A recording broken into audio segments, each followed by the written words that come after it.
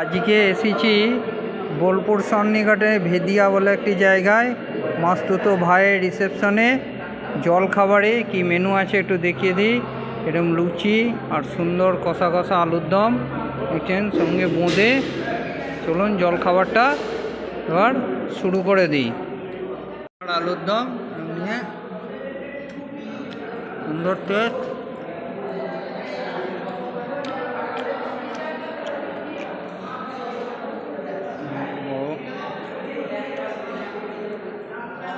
সকালের জলখাবার ঠিকমতো খেয়ে নিয়ে দুপুরবেলা বসে পড়েছিলাম।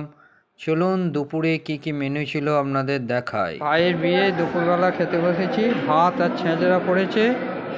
তারপরে কি আইটেম আছে সবই দেখাবো।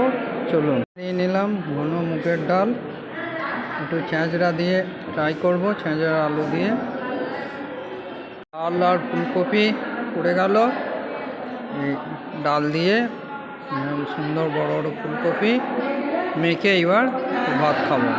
চলে এসেছে সুন্দর মাছের পেটির পিস দেখছেন, আর এরকম গ্রেভি দিয়ে মাছটা মেখে এবার একটু খাবো। পেটির পিস দেখছেন, সুন্দর কোয়ালিটির এখনো মাছ। জলখাবার এবং সকালের মেনু আপনারা আগের ভিডিও দেখেছেন। এটা রাতের খাবারের মেনু। ভাইয়ের বিয়েতে কি হয়েছিল পরপর দেখতে থাকুন। এই যে প্রথমে দিয়ে দিল লেবু এবং স্যালাড, তারপরে চলে এলো ভেজ কাটলেট এবং সস, তারপরেই এলো এরকম সুন্দর বেবি নান এবং তার সঙ্গে এই কিমা কারি দিয়ে এই চানা এবং কিমা কারিটা বেশ খুবই সুন্দর হয়েছিল। একটু খেয়ে নিলাম আর আপনাদের একটু রিভিউ দেওয়ার চেষ্টা করলাম। তারপরেই চলে এলো এই সুন্দর পোলাও দেখছেন, পোলাওয়ের সঙ্গে দিয়েছিল এই চিলি পনির এবং পোলাওটি হয়েছিল খুবই সুন্দর।